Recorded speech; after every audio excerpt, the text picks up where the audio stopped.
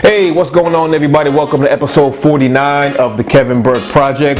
Let's get right to it. I got 5 things I want to talk to you all about. Number one, as you know, the NBA dropped their top 75 greatest players of all time list, and I love this, man. Like, in my opinion, of all sports, basketball lends itself the most to a list like this. Who's better than who? It just does. And I'm old enough to remember when the NBA dropped the top 50 list, and there wasn't much talk back then because there was no social media. I remember it clearly. I remember the only beef that I recall was Shaq was a part of the top 50 list, and there was only controversy because that was like his 3rd season, if I'm not mistaken. They thought it was too young. He was too young to be put on the top 50 list. But here we are, the 75 list is here. I got a lot to say on this one. I think the biggest problem heading into the list is that if I understand it correctly, they did not remove anybody who made the top 50, right? Like, nobody was removed from that. If you made the top 50, you were all set. They added 25 players to the subsequent 25 years. That's what I understand. That's the biggest problem in all this. Because this is like one of them, like the barbershop conversations around like your top 10 MCs, right? You're always going to have somebody from yesteryear, and you can't, and then the newer MCs, they're never going to replace the guys from when you were younger, because that's your childhood. Same type of argument here, same type of situation, but I'm going to dissect the top 75 list from 5 different angles, all right? My first angle is the snubs, guys who I think should be on the list who are not. I got Tony Parker, Manu Ginobili, Dwight Howard, Pau Gasol, Vince Carter, and Kyrie Irving. I think Tony Parker and Ginobili are obvious. I don't have to explain that. All those championships with Popovich. Dwight Howard, a lot of people scratch their head. Dwight Howard, the tail end of his career, he's kind of a punchline, primarily because Shaq always makes fun of him. But Dwight was a 3-time Defensive Player of the Year, 3 years in a row. If I'm not mistaken, the only player in the league's history to do that 3 years in a row. He was the best defensive force in the league for a long time. He's never been super gifted offensively, but he still brought a Magic team to the finals. Ultimately lost to Kobe Bryant's Lakers, but that was like Dwight doing that on his back. Pau Gasol, I don't really have to explain that. The championships with Kobe in LA. Vince Carter played 22 years, no MVPs, no championships, no real standout individual accolades, but you just look at some of the older guys on the list from the top 50. And tell me that you don't think Vince Carter was a better player than.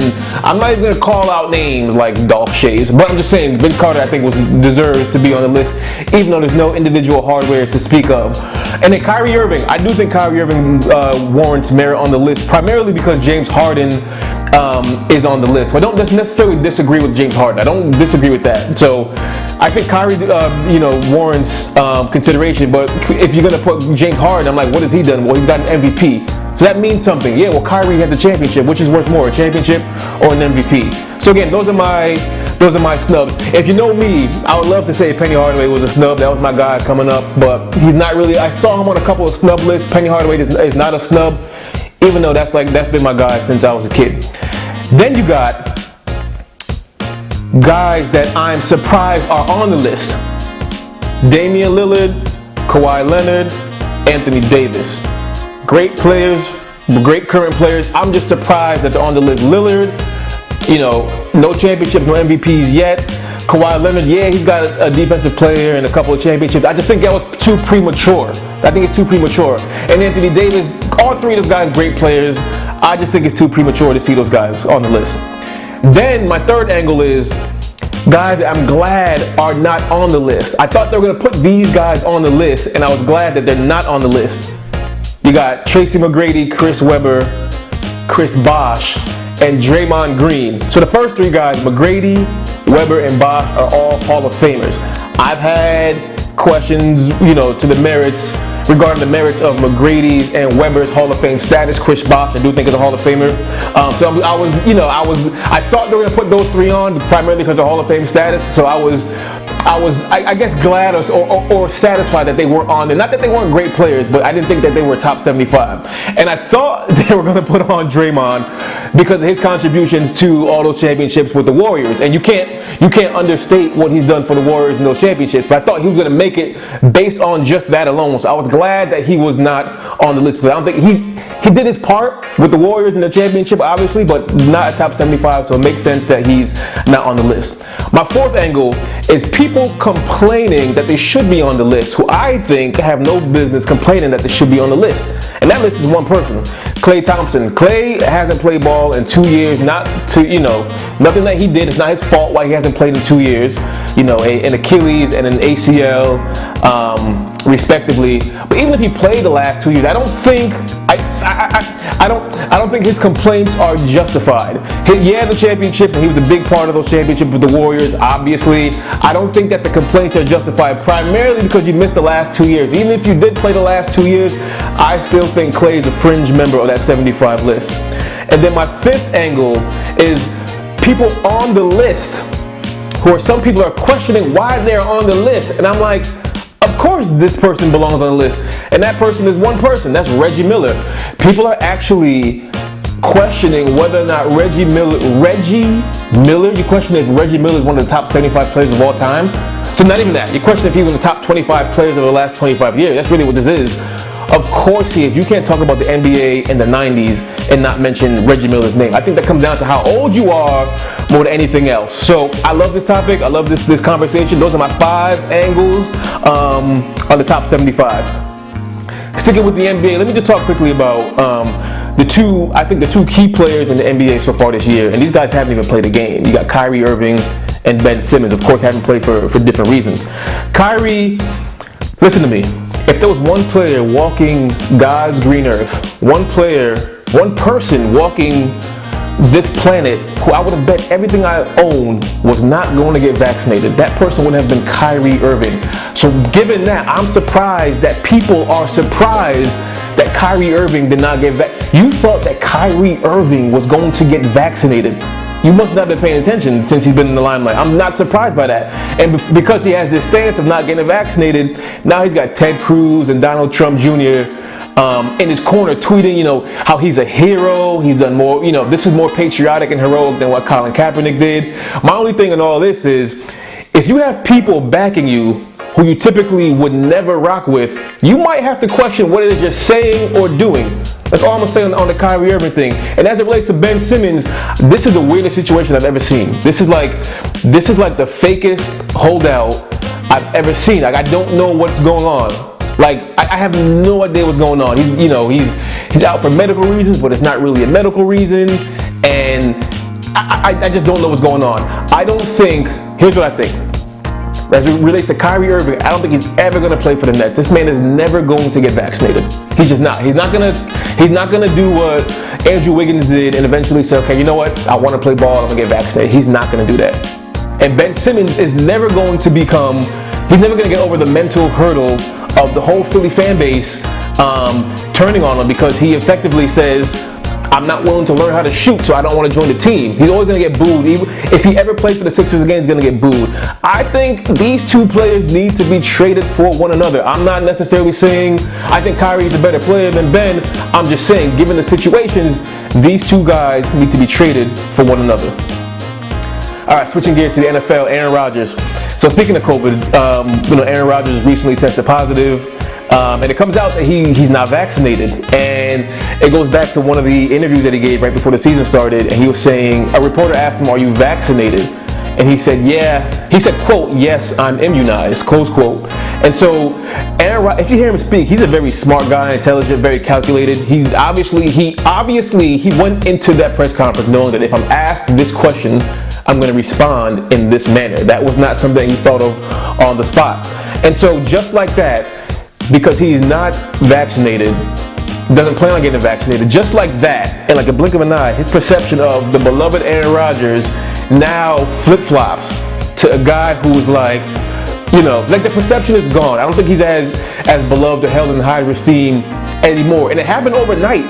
Like, he went from well-liked to not, primarily because when you argue with science, like, people don't like that. Call it what it is. You argue with science, people don't like that. So he gave his response in terms of why he's not vaccinated and why he doesn't feel like he's ever going to get vaccinated. And the difference between, Kyrie and Aaron, like the reason Kyrie's not playing is because, it's not an NBA mandate, it's a New York City mandate. So there's no mandate in Green Bay, Wisconsin. So Aaron Rodgers is going to continue to play once he tests negative or whatever the protocol is for you to return to the field. He's going to return to the field. He's not the only player in the NFL who is not vaccinated. It's just that he's the most high-profile one, and he tried to tiptoe and be cute around whether or not he was vaccinated initially.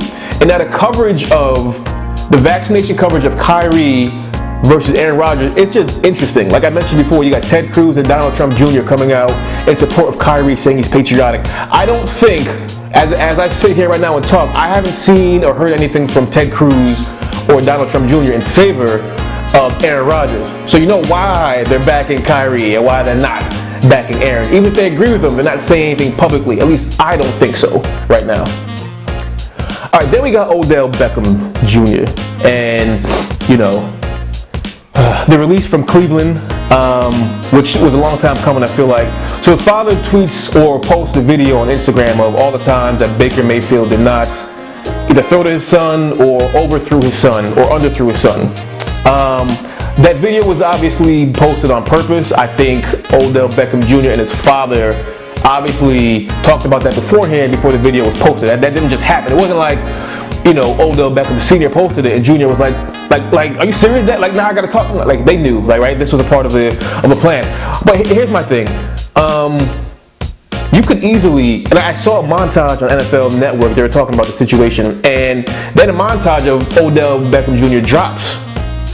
Passes dropped while he was in Cleveland. So you can tell the story from both sides.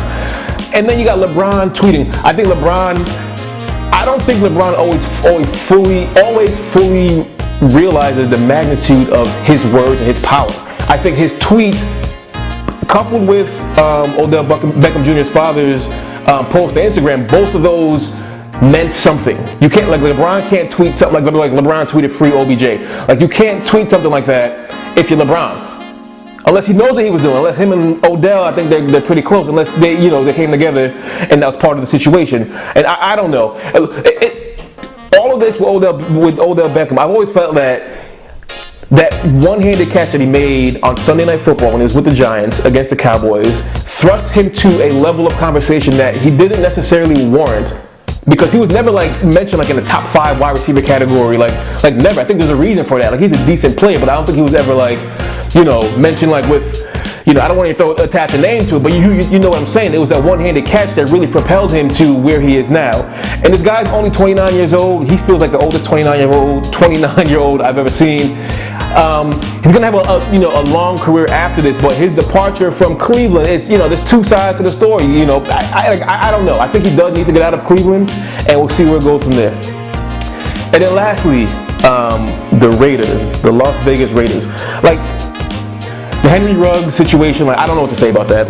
There's nothing compelling or thought-provoking that I can say about that. That is a terrible situation all the way around. Awful situation for everyone involved. It's a terrible situation. I have nothing compelling or thought-provoking to contribute to the Henry Ruggs conversation. And then before that, of course, you had John Gruden being let go because his emails and all of that. I'm just dumbfounded that people in the modern age will email things from their company email that are unsavory, not even thinking that this might get out. Not a text message, an email from your company email. So all that's going on with the Raiders, right? And Derek Carr, I feel like he's a consummate company man. He's coming out in defense of Henry Ruggs and in defense of John Gruden. That's where people I think that's very polarizing. People are on one side of the fence. How can you defend John Gruden or Henry Ruggs if you're Derek Carr? Other side is, of course you want him to defend Henry Ruggs or John Gruden. I don't know. I just want to shine a light on the Derek Carr aspect of all of this because I don't know how I feel about it. His stance on all of this. I don't know what I would say if I were Derek Carr. So I'm not even going to be in a glass house throwing stones at him. I just want to shine a light that he's in support of these two guys, even though it's not always the popular thing to do. And I just think that's worth mentioning.